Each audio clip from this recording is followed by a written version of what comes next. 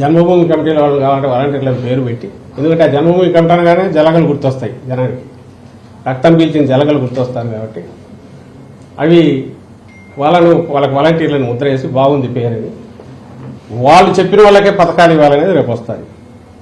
ఆ మధ్య లోకేష్ కూడా అన్నాడు, వాలంటీర్లు రేపు ఎవరున్నా మా వాళ్ళు చెప్పిన వాళ్ళకే స్కీమ్స్ ఇవ్వాలా, మేము చెప్పిన వాళ్ళకే బెనిఫిట్స్ ఇవ్వాలా అనేది వాళ్ళు అంటూనే ఉన్నారు. ఆ స్వభావం అందరికీ తెలుసు. పేరు మార్చొచ్చు, జన్మభూమి కమిటీ సభ్యులు దాంట్లోకి వస్తారు. అలాగే కింద వాళ్లకు ఆదాయం వచ్చేటట్టు, అవినీతి పెరిగేటట్టు పూర్వం ఏదో ఉందో ఆ రోజులు మళ్ళీ తీసుకొస్తారు చంద్రబాబు నాయుడు. అది మాత్రం ఖాయం.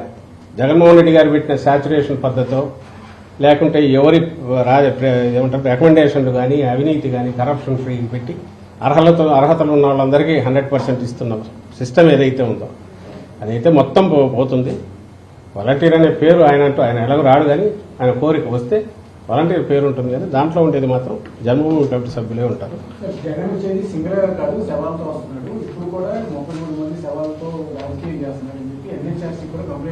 అది ఎంత దారుణం చూడండి. 3 పార్టీలు పెట్టారండి, నేను చూశాను. ఏ రోజైతే నేను ఇంతకుముందు అన్నట్టు నిమ్మగడ్డ రమేష్ అనే వ్యక్తి ద్వారా వాలంటీర్లతో ఇంట్లకు పంపించవద్దని ఇచ్చాడు, అది ఎంత అడ్డం కొడుతుందో వాళ్ళకు బూమరాంగ్ వెనక్కు తగ్గుతుందని గమనించినప్పటి నుంచి గంగావేరులు ఎత్తిపోయి ఆ రోజు నుంచి వరుస పెట్టేసి మేము వాళ్ళని వద్దన్నాం కానీ వీళ్ళ దగ్గర ఇవ్వద్దని లేదు కదా. ఒకసారి వాళ్ళని వద్దన్నాం కానీ 1,30,000 మంది మరి సచివాలయ ఉద్యోగులు ఉన్నారు, వాళ్ళతో ఇంటికి పోయి ఇప్పించవచ్చు కదా. ఇంకోసారి ఇది అంటుండగానే ఎప్పుడైతే ఆయన చేసిన చంద్రబాబు నాయుడు చేసిన పనితో సెక్రటేరియట్కి వచ్చి వృద్ధులు చనిపోతే అది ఆసరా చేసుకుని ఆ చావును మళ్ళీ తీసుకొచ్చేసి దాన్ని రాజకీయం చేసి మా మీద వేయాలని చూసి రీజను చంద్రబాబే. లక్షణంగా సింపుల్ క్వశ్చన్, వాలంటీర్లు ఇళ్లకొచ్చి ఇవ్వడం వల్ల ఇన్ఫ్లుయెన్స్ చేస్తారనుకుంటే 4 ఏళ్ల 8 నెలల్లో 4 ఏళ్ల 6 నెలల్లో ఎంత, ఎందుకంటే మనం రాగానే ఇమీడియట్ రాలే, 4-5 నెలలకు వచ్చారు కాబట్టి ఇన్నాళ్ళు చేస్తున్న పని వాళ్ళు అదే.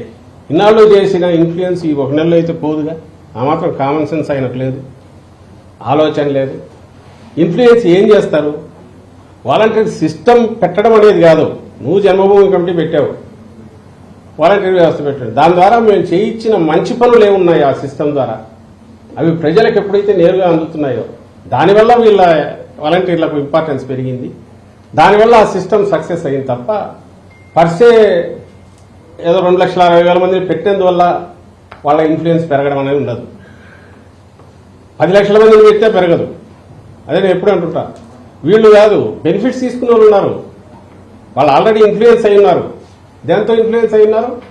ఇదిగో ఇక్కడ జగన్మోహన్ రెడ్డి అనే లీడర్ ఉన్నాడు, ఈయన మాత్రమే చెప్పిన మాట మీద చెప్పిన దానికంటే ఎక్కువ మా బతుకులు బాగుపరుస్తున్నాడు, చెప్పిన హామీలన్నీ పూర్తి చేసి మాకు ఖచ్చితంగా ఏమేమి ప్రామిస్ చేశాడో అవి ఇస్తున్నాడు, ఈయన పాలనలో మా బతుకులు బాగుపడినాయని వాళ్ళు ఆల్రెడీ ఇన్ఫ్లుయెన్స్ అయినారు. వాళ్ళని నువ్వు ఎట్లా మారుస్తావు? చంద్రబాబు నాయుడు మార్చగలరా వాళ్ళను?